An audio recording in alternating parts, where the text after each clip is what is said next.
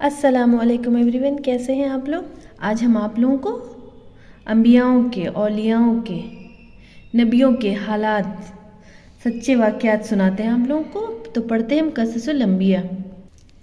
बिस्मिल्लाहिर्रहमानिर्रहीम। तो उस दिन हमने पढ़ा था कि मिस्र के बादशाह ने भी वज़ीर को, जिसे अजीज़ मिस्र कहते थे, रवाना किया। वज़ीर वहाँ पहुँचा और हज़रत यूसुफ़ को काफ़िले से ख़रीद लिया।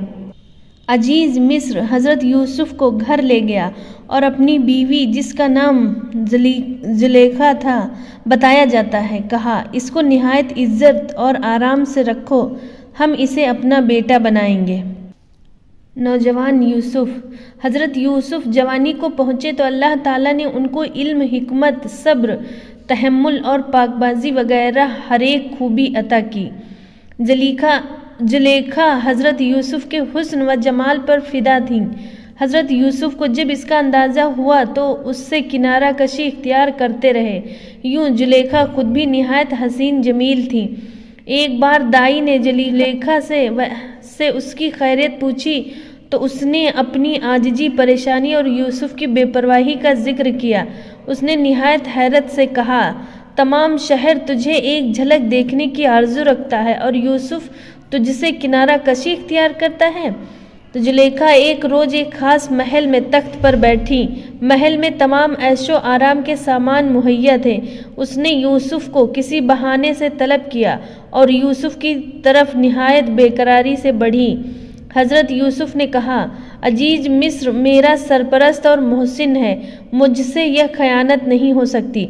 जुलेखा जो कोई उज़्र न सुना और साफ तौर पर अपना इश्क जताने लगी और कहा, अगर तू मेरी आरज़ू पूरी करेगा तो मैं अपने तमाम सामान और ज़रो जवाहरात खैरात कर दूंगी ताकि तेरे गुनाह का कफ़ारा हो सके। खुदा तेरा गुनाह माफ़ कर देगा। यह बहस मुबाहिसा चलता रहा। जुलेखा ने तो यूसुफ़ का इरादा कर ही लिया था। हज़रत यूसुफ़ के दिल में भी जुलेखा के लिए कुछ ख्याल पैदा हुआ, लेकिन जिसकी हिफाजत खुदा करे उस पर नफ्स और शैतान का गलबा नहीं हो सकता। बेशक हज़रत यूसुफ़ खुदाई बुरहान और दलील की वजह से बुराई से बचे रहे और जुलेखा से हाथ छुड़ाकर कमरे से भाग लिए। जुलेखा बेताबाना पीछे दौड़ी और यूसुफ़ की कमीज पीछे से पकड़कर खींचा। कमीज पीछे से फट गई और हज़रत यूसुफ़ दरवाजे से बाहर निकल गए। पीछे पीछे जुलेखा भी बाहर आई। बाहर निकलते ही देखा कि अजीज़ मिस्र सामने खड़ा है। हज़रत यूसुफ़ को तो खामोश रहे, लेकिन जुलेखा ने अपनी खिफ़त मिटाने के लिए कहा कि यह शख्स, उस शख्स की क्या सज़ा है जो तेरे घर से बुराई का इरादा करे। ऐसे शख्स को क्या सज़ा मिलनी चाहिए।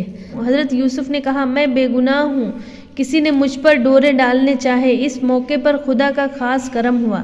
एक बच्चे ने हज़रत यूसुफ़ की सच्चाई और पाकबाजी की गवाही दी। उस बच्चे ने कहा, अगर कमीज़ पीछे से फटी है तो जुलेखा झूठी और यूसुफ़ सच्चे, और अगर कमीज सामने से फटी है तो जुलेखा सच्ची और यूसुफ़ झूठे। देखा गया तो कमीज़ पीछे से फटी थी। इस तरह हज़रत यूसुफ़ की परहेजगारी और जुलेखा का कसूर जाहिर हुआ। अजीज़ मिस्र ने हज़रत यूसुफ़ से कहा, वह दरगुजर से काम ले। उसने पसंद न किया कि लोगों में यह वाक़या मशहूर हो। अजीज़ मिस्र ने जुलेखा से कहा, तू अपने गुनाहों की माफ़ी मांग। कोशिश के बावजूद बात छिप न सकी। सही है, इश्क और मुश्क छिपे नहीं रह सकते। मिस्र की औरतें जुलेखा को ताने देने लगीं और कहने लगीं, उसे क्या हो गया है जो अपने गुलाम से इश्क करती है और गुलाम है कि उसे खातिर में भी नहीं लाता। जब जुलेखा को यह खबर हुई तो उसने एक महफिल सजाई और शहर की औरतों और ख़ास तौर पर हुक्काम की बेटियों को दावत दी। महफिल में सब औरतें शरीक हुईं। इस मौके पर जुलेखा ने किसी बहाने से हज़रत यूसुफ़ को बुलाया। जब औरतों की निगाह हज़रत यूसुफ़ पर पड़ी तो हैरान और शशदर रह गईं और उनके मुँह से निकला, महाज़ा बशर इन हाज़ा इल्ला मलकुन करीम। अरे यह तो इंसान नहीं, यह तो फरिश्ता है भला सा। जुलेखा ने कहा, یہ ہے اس کی محبت جس کا تم مجھے طعنہ دیا کرتی ہو۔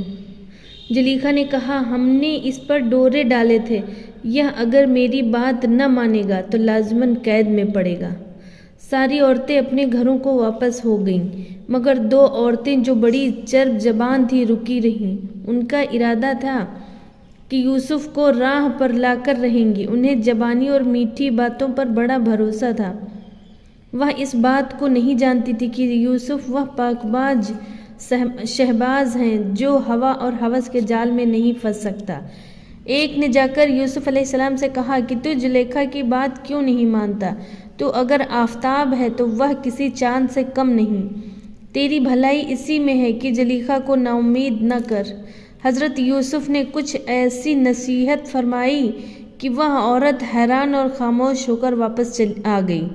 اس کے بعد دوسری عورت نے جا کر حضرت یوسف سے کہا، اگر تو نے زلیخا کی آرزو پوری نہ کی اور اپنی ہٹ پر قائم رہا تو جلد ہی قید خانے میں ڈال دیا جائے گا۔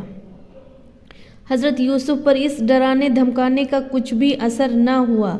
یہ عورتیں بھی ناکام واپس ہو گئیں۔